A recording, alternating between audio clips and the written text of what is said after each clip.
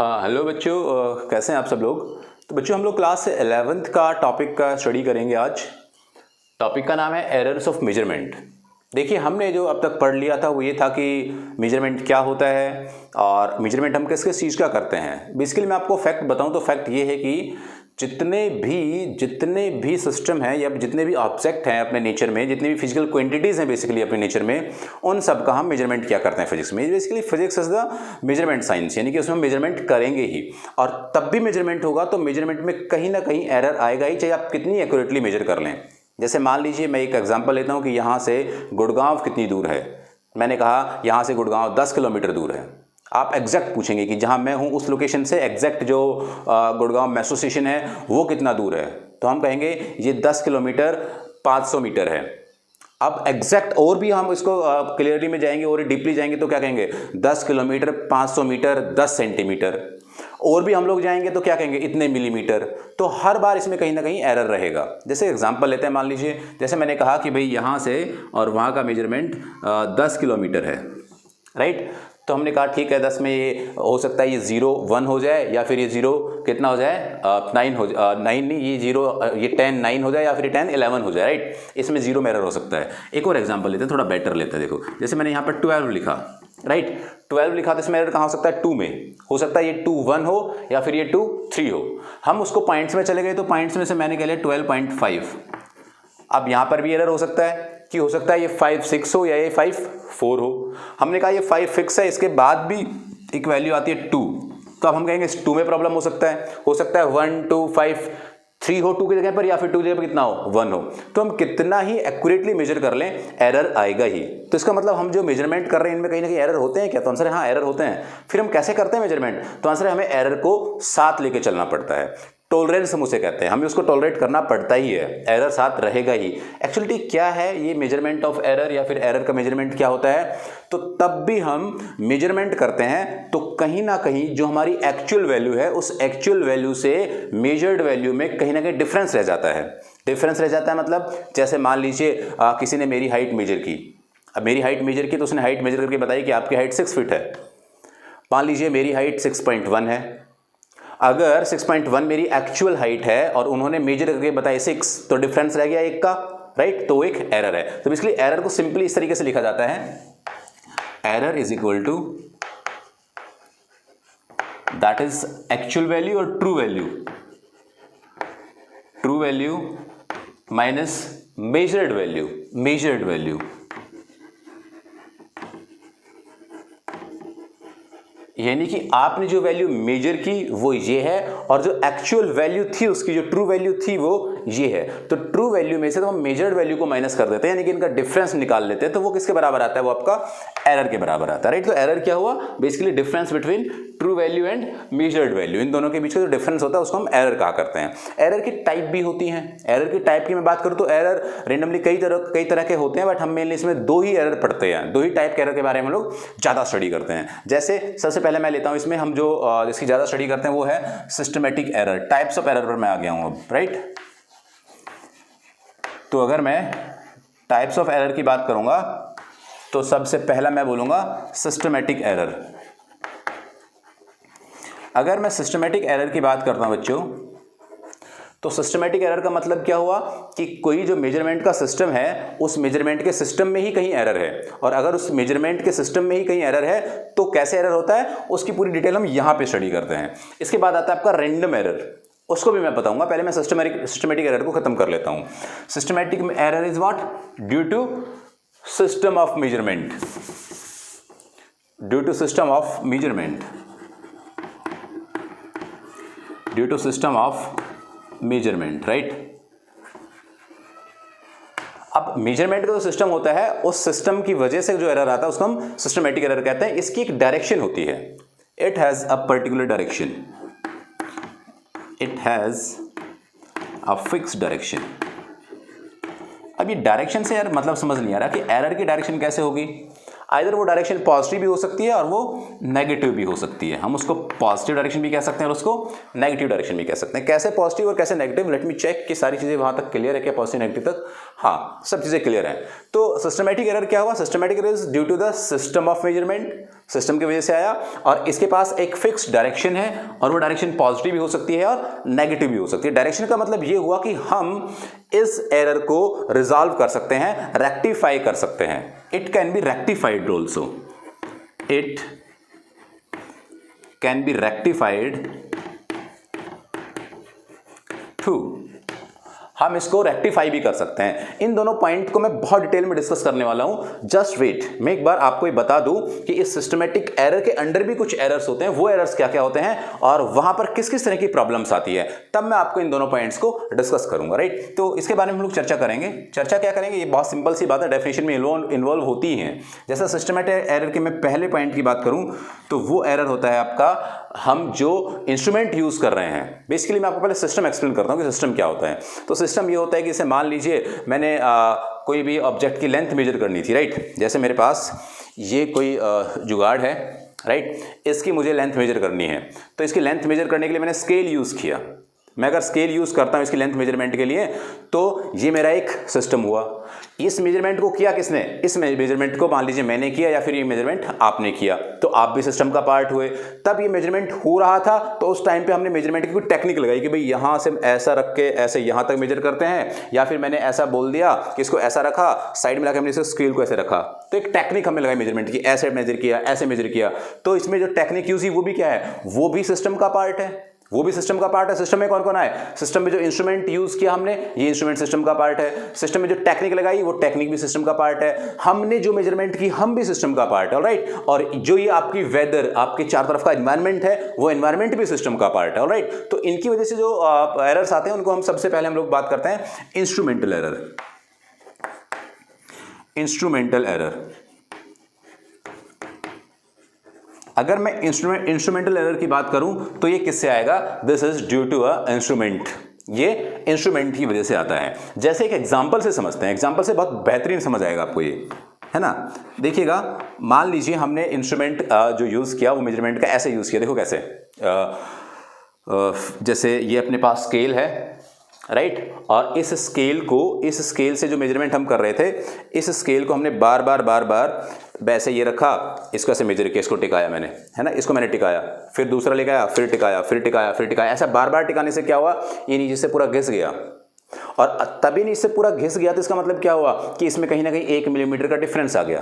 तो आपका जो इंस्ट्रूमेंट है उस इंस्ट्रूमेंट में ही कहीं ना कहीं चाल है, उस इंस्ट्रूमेंट में ही कहीं ना कहीं प्रॉब्लम है। अगर इंस्ट्रूमेंट में ही प्रॉब्लम है तो फिर आप क्या कहेंगे कि भाई साहब हम जो इंस्ट्रूमेंट यूज कर रहे थे वो इंस्ट्रूमेंट एक्यूरेट नहीं था, उस इंस्ट्रूमेंट में ऑलरेडी एरर था 1 मिलीमीटर का, 1 सेंटीमीटर का। तो आप क्या कहेंगे कि ये उसके इंस्ट्रूमेंट में ही फॉल्ट है, राइट। तो आपके जब इंस्ट्रूमेंट में प्रॉब्लम होती है तो हम उस एरर को, इंस्ट्रूमेंट की वजह से आए हुए एरर को क्या कहते हैं, इंस्ट्रूमेंटल एरर। तो एग्जांपल क्या हुआ इसमें,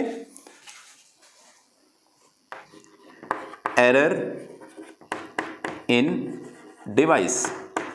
जो डिवाइस में ही एरर होता है वो इंस्ट्रूमेंटल एरर क्रिएट करता है। लाइक कौन सा हमने लिया, जैसे हमने लिया measurement of length. In case of measurement of length,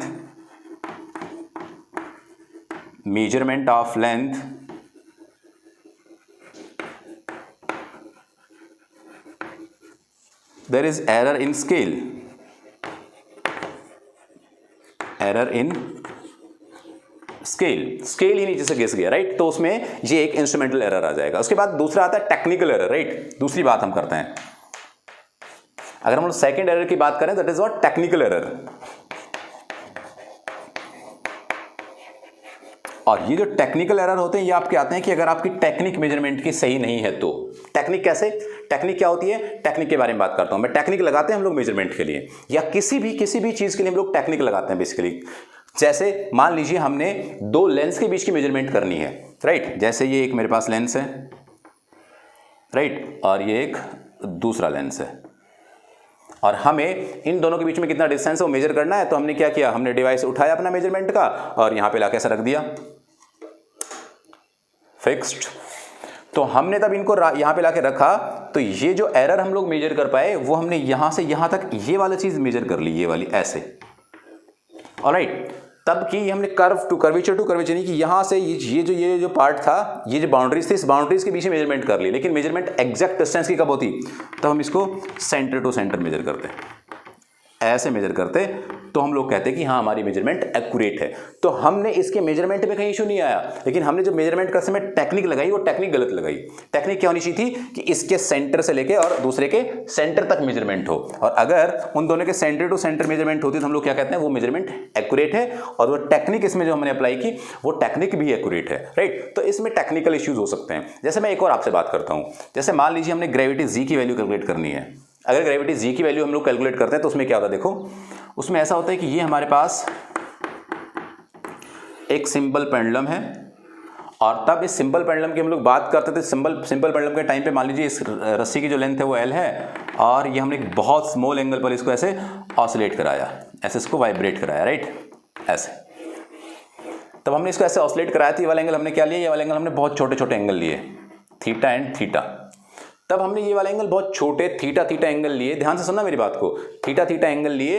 तो उस टाइम पर हमने इसका टाइम पीरियड निकाला, और उस टाइम पीरियड का फॉर्मूला बच्चों होता है T इज इक्वल टू, आपने कहीं सुना हो तो, नहीं सुना तो आप सुनेंगे बहुत जल्दी से, L/G, राइट। तब जो कोचिंग क्लासेस होते हैं बच्चों को 8th 9th में जब कोचिंग में भेजा जाता है तो वहाँ पर ये बातें सिखाई जाती हैं ब्रिज कोर्सेज में। खैर डिफरेंट होता है। T is equal to 2π√L/G। यहाँ पर L की वैल्यू हम लोग यहाँ से निकाल लेते हैं, T की वैल्यू हम लोग घड़ी से निकाल लेते हैं। इसको मूव कराया और चेक कर लिया हमने कि भाई साहब कितने टाइम बाद ये आया। 2π एक कांस्टेंट है, इसकी वैल्यू में पता होता है, 2 की वैल्यू पता है, पाई की वैल्यू पता है। यहाँ से जो G की वैल्यू आएगी, वो जो G की वैल्यू है, वो G की वैल्यू हमारी एक्यूरेट तब होगी तब ये एंगल हम बहुत स्मॉल लेंगे। यानी कि हमने ये जो टाइम पीरियड निकाला था उस टाइम पे हमने अज्यूम किया था कि when theta is equal to very small, then theta is equal to sine theta is equal to tan theta. हम लोग इस तरह की बातें करते हैं। तो ये हमारा अजम्पशन था तब ये थीटा बहुत ही स्मॉल था। और अगर ये थीटा स्मॉल नहीं है, क्योंकि हम लोग तब मेजरमेंट करते हैं तो हम तो ऐसे आराम से पूरे फील के साथ घुमा देते हैं भाई उसको, अगर हम उसको पूरे फील के साथ घुमा देंगे तो क्या होगा, उस टाइम पर ये थीटा की वैल्यू लार्ज ले ली जाती है। तब की ये हमारी एक्यूरेट टेक्निक नहीं है मेजरमेंट की। तो यहाँ पे जी की वैल्यू आपकी गलत आ सकती है। तो ये किसकी वजह से हुआ, ये इम्प्रॉपर, यानी कि जो प्रॉपर टेक्निक थी वो हमने अप्लाई नहीं की, तो कहीं ना कहीं टेक्निक में प्रॉब्लम थी। इस वजह से हम कहते हैं कि भाई साहब इसका टेक्निकल एरर ऐसे आते हैं। अब इसके बाद थर्ड वन है आपका, जल्दी से आप इसे लिख लीजिए या स्क्रीनशॉट ले लीजिए, फिर मैं इसको हटा देता हूँ और हम लोग आगे चर्चा बढ़ाते हैं। वो है आपका पर्सनल एरर, राइट। मैं इसको हटा रहा हूं यहां से, पूरे को ही हटा देता हूं,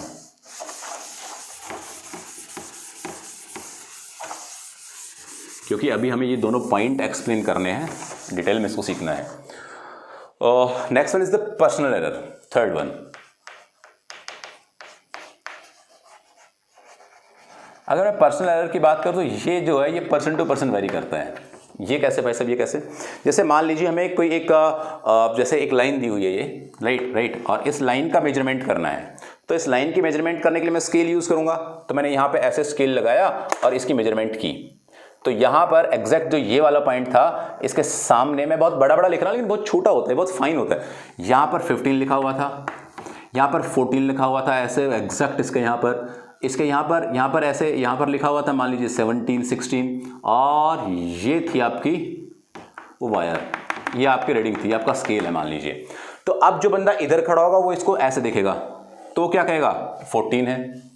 जो इसको बिल्कुल यहाँ से ऐसे देखता है वो क्या कहेगा 15 है। जिसको ऐसे यहाँ से देखेगा वो क्या कहेगा उसको 16 है। तो ये जो प्रॉब्लम थी, ये प्रॉब्लम पर्सन टू पर्सन, यानी कि इंसान ने जिसने यहाँ से देखा उसके लिए कुछ और, यहाँ से कुछ, सबके लिए अलग अलग थी।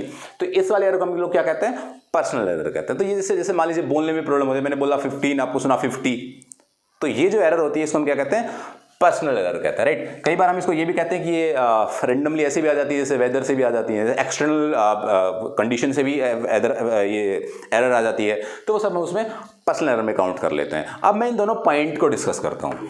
क्या है इन पॉइंट का मतलब, भाई एरर के पास होती है डायरेक्शन। जैसे मान लीजिए ये स्केल घिस गया, बार बार टिकाया, ये घिस गया तो इसका 1 मिलीमीटर कम हो गया।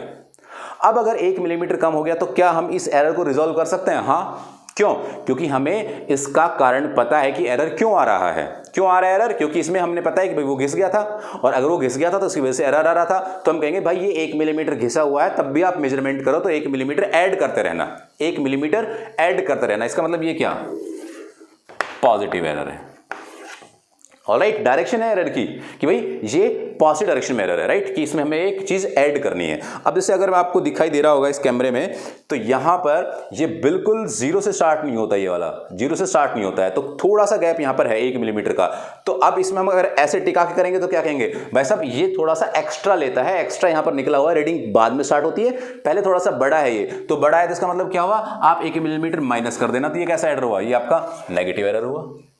ऑलराइट, तो जो एरर्स हैं वो एरर्स का पर्टिकुलर रीजन है, और उसका अगर रीजन है तो हम लोग क्या कहते हैं, उसके पास डायरेक्शन है, और हम उसको क्या कर सकते हैं, हम उनको रेक्टिफाई कर सकते हैं। रेक्टिफाई करना मतलब सॉल्व करना। जैसे मान लीजिए एक और एग्जांपल लेता हूं, दीवार पे घड़ी लगी हुई है और आपको मालूम है कि 1 घंटा पीछे चल रही है, तो आप घड़ी देखेंगे, टाइम देखेंगे तो उसमें घड़ी में 3 बजा हुआ है, तो आप क्या कहेंगे, 1 घंटा पीछे चल रही, तो एक अपनी तरफ से ऐड कर लो, क्या हुआ, 4 बजे हुए होंगे। तो इस तरीके से हम लोग उसमें प्रॉपरली जो भी ये आपके सिस्टमेटिक एरर हो रहे होते हैं, इन सिस्टमेटिक एरर्स का कोज हमें पता होता है, कारण हमें पता होता है कि किस वजह से ये एरर आए हैं, और अगर हमें उसका कारण पता तो उसको कर लेते हैं, रेक्टिफाई कर लेते हैं, हम डायरेक्शन देख लेते हैं, पॉजिटिव या नेगेटिव, तो इसमें क्या होती है, डायरेक्शन होती है। अब प्लीज जल्दी से इस बात को लिख लीजिए, फिर मैं आपको रैंडम एरर के बारे में कुछ बातें बताता हूं कि रैंडम एरर क्या होता है। हाँ, तो बच्चों रैंडम एरर की बात करते हो। रैंडम एरर डेफिनेशन के साथ मैं अगर आऊं तो डेफिनेशन ये होती है कि the error which occur irregularly and at random in magnitude and direction, यानी कि इसका कोई कारण हमें नहीं पता होता, there is no cause, no non cause या रीजन, इसका हमें कोई नॉन रीजन नहीं होता, कोई इसका हम रीजन नहीं जानते, यानी कि अननोन रीजन की वजह से जो मिले हमें, राइट, अननोन रीजन की वजह से मिले, इसका रीजन जो होता है वो अननोन होता है, राइट। तो अननोन रीजन से एरर मिलते हैं, क्या रैंडम एरर कहते हैं। ये ऐसे हो सकते हैं, जैसे मैंने आपको पढ़ाया अभी पहले लेक्चर में, कि अगर मान लीजिए हमने तब 1 मीटर को डिसाइड किया था हमने, 1 मीटर हमने एक लकड़ी ली, उस लकड़ी गर्मी में रखेंगे तो इतनी रहेगी, सर्दी में जाएंगे तो हो सकता है वो फैल जाए, गर्मी में वो सिकुड़ जाए। तो जो मौसम की वजह से प्रॉब्लम आती है, या पता नहीं, हमें मालूम ही नहीं कि किस वजह से वो एरर आया, उसको हम कहते हैं रैंडम एरर, यानी कि रैंडमली एरर आ गया, उसको हम क्या कहेंगे, रैंडम एरर। इसके पास कोई फिक्स डायरेक्शन नहीं होती, वहां पर क्या थी, एक फिक्स डायरेक्शन थी, एक ही डायरेक्शन थी, या तो पॉजिटिव था, यानी कि या तो वैल्यू बड़ी थी या तो वैल्यू छोटी थी। इसमें क्या है, कभी वैल्यू बड़ी है कभी वैल्यू छोटी है, यानी कि ये एरर पकड़ में ही नहीं आता। तो अब इस एरर को भी रिजॉल्व कर सकते हैं क्या, तो हाँ, ये तो एरर, जब हमें ये पता ही नहीं कि एरर क्यों आ रहा है, तो इसको रिजॉल्व करना थोड़ा मुश्किल है, लेकिन हम इसको बाय यूजिंग कैलकुलेशन या by mathematics, by calculation or maths it can be rectified।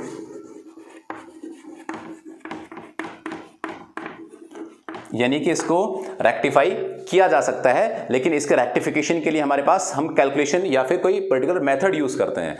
क्या दिक्कत हो रही है भाई, राइट। तो इसमें जो हम लोग मेथड यूज करते हैं इसको रेक्टिफाई करने के लिए, उसकी मैं बात करता हूं। देखिए ध्यान से सुनना मेरी बात। जैसे मान लीजिए मैंने यहां से एक ऑब्जेक्ट गिराया, मैं इस स्प्रिंग को गिराता हूं और मुझे नोट करना है कि तब ये जाकर स्प्रिंग टिकेगा तो कितने टाइम में टिकेगा, मतलब मैंने इसको यहां से छोड़ा और छोड़ जमीन पर जाकर टिकेगा तो कितने सेकंड में टिकेगा। तो मैं इसको एक बार टिक करता हूं तो क्या होगा, मान लीजिए 5 सेकंड में टिका, फिर मैंने दोबारा से आवाज आई तब टिक किया तो 6 हो गए। एक बार मैं बहुत डर गया कि मुझे यार पता नहीं मैं कर पाऊंगा, फिर क्या मैंने 3 पे कर दिया। तो इस तरीके से हम लोग क्या करते हैं कि इसमें बार बार जो एरर आ रहे हैं वो डिफरेंट आ रहे हैं, हर बार प्रॉब्लम आ रही है। तो अगर हर बार प्रॉब्लम आ रही है तो उस प्रॉब्लम को रिजॉल्व कैसे करें, उसकी पर्टिकुलर डायरेक्शन नहीं है कि वो एक ही डायरेक्शन में आ रही है, वो डिफरेंट डायरेक्शन में आ रही है। अगर वो डिफरेंट डायरेक्शन में आ रही है तो हम लोग क्या करते हैं, उसका एवरेज निकाल लेते हैं, और अगर हम उसका एवरेज निकाल लिया तो क्या हुआ, वो जो प्रॉब्लम थी वो सॉर्ट आउट हो गई। जैसे मान लीजिए आप सिक्का उछालते हैं, आपने सिक्का 100 बार उछाला, तो चांसेस हैं प्रोबेबिलिटी से कि 50 बार हेड आया होगा, 50 बार टेल आया होगा।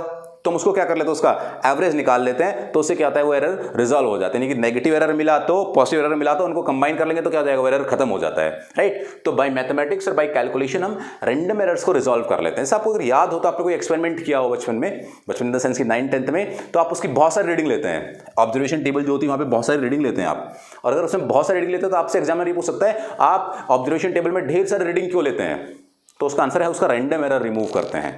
रैंडम एरर कैसे, कि हम 1 2 3 4 5 बार करके देखते हैं, 10 बार करके देखते हैं, 10 बार ऑब्जर्वेशन हमने किया तो वहां पर जो एरर था वो एरर क्या हो गया, रिजॉल्व हो गया। और वो एरर रिजॉल्व हो गया तो वो कौन सा एरर था, वो आपका रैंडम एरर था। तो रैंडम एरर रिजॉल्व करने के लिए आपको क्या करना पड़ता है, नंबर ऑफ टाइम्स रीडिंग लेनी पड़ती है, और वो रीडिंग से हम लोग उस रैंडम एरर को रिजॉल्व कर सकते हैं। इसकी फिक्स डायरेक्शन नहीं होती, नो फिक्स डायरेक्शन।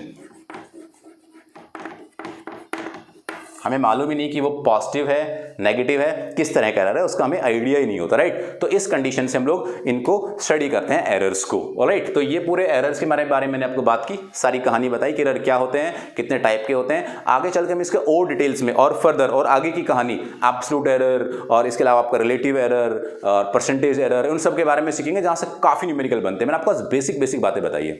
यदि कोई प्रॉब्लम है चलेगा, हम लोग नेक्स्ट लेक्चर में आप सीखेंगे कि किस तरह से हम उस तरह के जो आपके एब्सोल्यूट एरर और जो रिलेटिव एरर है, इन सभी एरर्स की स्टडी किया करते हैं। तो प्लीज आप पढ़ते रहिएगा, नोट्स बनाते रहिएगा। कंप्लीटली मैं चीजें यहाँ पे पढ़ा रहा हूँ, एक भी टॉपिक हम नहीं छोड़ रहे हैं, डिटेल में सारी चीजें सीखेंगे, राइट। खुश रहिए, थैंक यू वेरी मच।